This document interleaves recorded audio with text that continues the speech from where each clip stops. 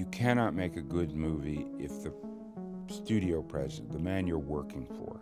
Before John McTiernan created cinema's most troubled historical epic,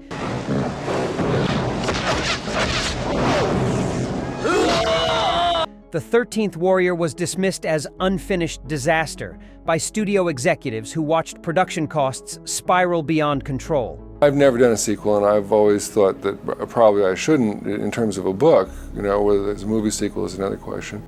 The cast has finally revealed secrets that will transform your understanding of the film that nearly destroyed Michael Crichton's directing career and became one of Hollywood's most expensive box office catastrophes, while hiding sophisticated meditation on cultural collision and heroism. You can see the guy is the real guy. There is no stunt guys there. It's myself just being hit. That's kind of good. The production nightmare that nearly killed everyone. What most fans don't realize is that The 13th Warrior endured one of Hollywood's most chaotic productions, with original director fired, massive reshoots ordered, and final cut assembled from footage shot years apart by different directors. The behind-the-scenes disaster that transformed Michael Crichton's Eaters of the Dead into troubled epic reveals how creative vision collapsed under studio interference and budgetary panic. Antonio Banderas revealed years later the confusion during filming. We started with one director, then Michael Crichton took over, then John McTiernan was brought in to save it. I filmed the same scenes multiple times with different directors who had completely different visions. Nobody knew what movie we were making. The directorial chaos created fundamental inconsistencies. Michael Crichton disclosed his nightmare experience directing his own material. I wrote the novel and adapted the screenplay, but directing revealed I had no idea how to translate my words into visual storytelling. The production spiraled out of control and Disney panicked, bringing in McTiernan to fix my mistakes. The author's admission of failure was remarkably candid. John McTiernan noted the impossible task of salvaging the film. They gave me footage from two different directors shot in different countries years apart and told me to make a coherent movie. I reshot about half the film and tried to create narrative flow from incompatible pieces. What audiences saw was Frankenstein's monster assembled from contradictory parts. The patchwork nature was unavoidable given the circumstances. The language acquisition scene that revolutionized storytelling. The famous campfire sequence where Antonio Banderas' character gradually learns Norse wasn't in the original script. It was John McTiernan's elegant solution to a fundamental storytelling problem. If you study at that level, you would need to know. What the cast revealed about creating this scene shows how necessity produced one of cinema's most sophisticated depictions of language learning and cultural immersion through visual and oral progression. The decision to show language acquisition in real time, rather than using subtitles or magical instant comprehension, was McTiernan's stroke of genius. Most films either use subtitles throughout or have characters magically speaking English, disclosed Antonio Banderas. John wanted to show the actual process of linguistic understanding gradually emerging through immersion and repetition. The scene's careful construction, where individual words become comprehensible before full sentences, created authentic learning progression. We recorded the Norse dialogue identically multiple times, but mixed the audio so English words gradually emerged from the Norse, revealed the sound designers. The audience learns the language alongside Ahmed, experiencing his growing comprehension rather than just witnessing it. Vladimir Kulich noted how the scene established the film's thematic foundation. That sequence showed that understanding between cultures requires time, patience, and genuine effort to see beyond surface differences. Ahmed's willingness to listen and learn made him valuable to the warriors despite his initial incompetence as fighter. The linguistic bridge represented broader cultural connection. The historical accuracy that nobody expected. The film's basis in actual historical sources wasn't just marketing claim. It combined genuine 10th century Arabic travel accounts with Beowulf to create surprisingly accurate depiction of Viking culture. What Michael Crichton revealed about his research shows how the fantastical story was grounded in real medieval texts that made the adventure feel historically plausible. Michael Crichton disclosed his inspiration from Ahmad ibn Fadlan's actual 10th century travel account. Ibn Fadlan was a real Arab traveler who documented Viking funeral customs and cultural practices with ethnographic detail. His writings provided authentic medieval Arabic perspective on Norse culture that challenged both civilizations' assumptions about each other. The historical foundation elevated what could have been generic adventure. The Viking funeral sequence was directly based on Ibn Fadlan's detailed eyewitness description. Every element of that funeral, the ship, the rituals, the slave girl's sacrifice, came from the actual historical account, revealed the production designers. We weren't inventing barbaric practices, we were depicting documented historical reality that modern audiences found shocking. Dennis Storhoy noted how the Norse dialogue was carefully researched, Old Norse rather than invented gibberish. We worked with linguistic consultants to speak actual Viking-era language. The authenticity made us feel like we were portraying real warriors rather than fantasy barbarians, which influenced how we approached the characters' honor codes and cultural values. The linguistic accuracy enhanced authenticity. The budget catastrophe that broke records. The film's ballooning budget from $60 million to over $160 million wasn't gradual increase. It was catastrophic escalation that made The 13th Warrior one of Hollywood's most expensive disasters. What the producers revealed about the financial nightmare shows how production chaos, directorial changes, and extensive reshoots created losses that nearly destroyed careers and altered studio risk calculations. The decision to shoot in Norway and fire the original director after principal photography completed meant starting over. We'd already spent tens of millions on footage we couldn't use, disclosed Disney executives. Bringing in Crichton to reshoot, then hiring McTiernan to fix Crichton's work, meant essentially making 3 different movies and paying for all of them.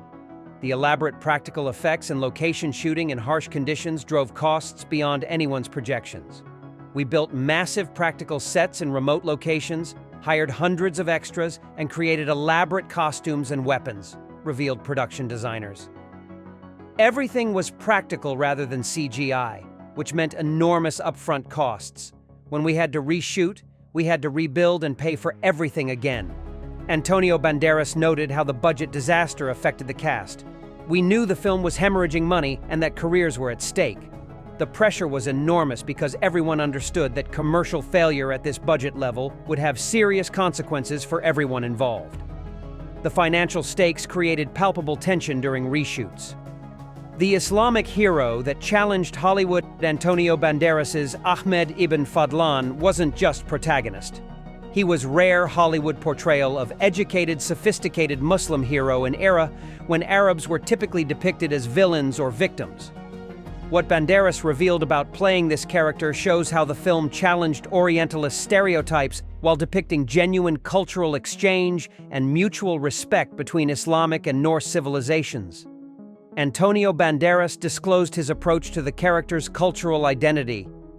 Ahmed is poet and diplomat who represents Islamic civilization at its height, educated, cultured, and sophisticated in ways the Vikings aren't. But he learns that their warrior culture has wisdom and honor his civilization lacks. Neither culture is presented as superior. They're different and complementary. The nuanced portrayal avoided simplistic cultural hierarchies. The film's depiction of Ahmed maintaining his Islamic identity while adapting to Viking culture created model for integration without assimilation. Ahmed never abandons his faith or cultural identity. He prays throughout the film and maintains his values while learning from the Vikings, noted the writers. The film showed that cultural exchange doesn't require cultural surrender.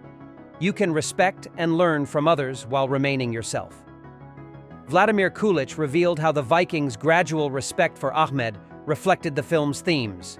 We start by mocking him as weak and useless, but his literacy, medical knowledge, and different perspective prove valuable. The film showed that different forms of strength and wisdom matter, and that judging others by your own cultural standards is foolish. The mutual learning process challenged ethnocentric assumptions. The battle sequences that defined practical action. The film's combat scenes weren't enhanced with CGI. They were entirely practical sword fights and stunt work that required extensive training. What the stunt coordinators revealed about creating these sequences shows how commitment to practical action created visceral, grounded battles that distinguished the film from increasingly digital action cinema of the late 1990s. The decision to have actors perform most of their own sword work created authentic weight and danger. We trained for months with actual weapons to make the combat look real rather than choreographed, disclosed Antonio Banderas. The swords were heavy, the movements were based on historical fighting techniques, and we were genuinely swinging metal at each other. The danger you see on screen was partially real. The final battle's use of actual fire, real horses, and hundreds of extras in practical costumes created spectacle that CGI couldn't match. Everything you see is actually there. No digital armies or enhanced flames, revealed the stunt teams. The practical approach meant enormous logistical challenges, but created tangible reality that audiences could feel. The heat, smoke, and chaos were genuinely present during filming. The box office disaster that vindicated nobody. The film's catastrophic commercial failure with less than $62 million against a $160 million budget wasn't just disappointing. It was career-ending catastrophe that proved studio fears about the troubled production. What the cast revealed about the aftermath shows how the massive losses affected everyone involved and changed Hollywood's willingness to take risks on historical epics with unconventional narratives. The film's poor marketing campaign that couldn't explain what audiences were seeing contributed to the commercial failure. Disney had no idea how to sell the movie. Was it historical drama, action-adventure, or horror thriller? Disclosed marketing executives. The genre confusion and troubled production reputation made audiences avoid it, regardless of actual quality. Antonio Banderas revealed the personal cost of the failure. I'd taken the role because I wanted to break out of the Latin lover typecasting and play intellectual hero. The film's failure made studios more reluctant to cast me in non-romantic roles. The commercial disaster affected my career trajectory for years afterward. The legacy that influenced historical cinema. The 13th Warrior's impact on subsequent historical action films proved more significant than its box office suggested. What filmmakers revealed about studying the film shows how its approach to depicting cultural collision, practical action, and historical authenticity influenced later historical epics that learned from both its strengths and its commercial mistakes. The film's influence on 300, Valhalla Rising, and The Northman demonstrated its lasting impact on Viking cinema. Everyone making Viking films studies the 13th Warrior to understand how to depict Norse culture with authenticity while maintaining entertainment value, disclosed Robert Eggers. The language work, the cultural details, and the practical action set standards that later films followed or deliberately reacted against. The language acquisition scene specifically influenced how films approach linguistic barriers and cultural immersion. That campfire sequence became template for showing language learning visually rather than using subtitles or magical comprehension, noted screenwriting instructors. Films from Apocalypto to Arrival owe debt to how the 13th Warrior made language itself part of the visual storytelling. The film's commercial failure taught Hollywood important lessons about managing historical epics and controlling production costs. The disaster made studios more cautious about expensive historical films without clear contemporary relevance or major star power, revealed production executives. The 13th Warrior became shorthand for out-of-control production that destroyed value through directorial chaos and endless reshoots. Watch the film again with appreciation for its sophisticated approach to cultural exchange, its commitment to practical action and historical authenticity, and its subtle examination of how different civilizations learn from each other. Notice how the language acquisition reflects broader themes about bridging cultural divides, and how the practical effects create visceral reality that digital action can't match. Don't forget to subscribe to our channel for more deep dives into misunderstood films that failed commercially but succeeded artistically. hit that notification bell so you never miss our latest uploads, and let us know in the comments whether the production disaster was worth the cult classic that emerged. Lo, there do I see my fathers.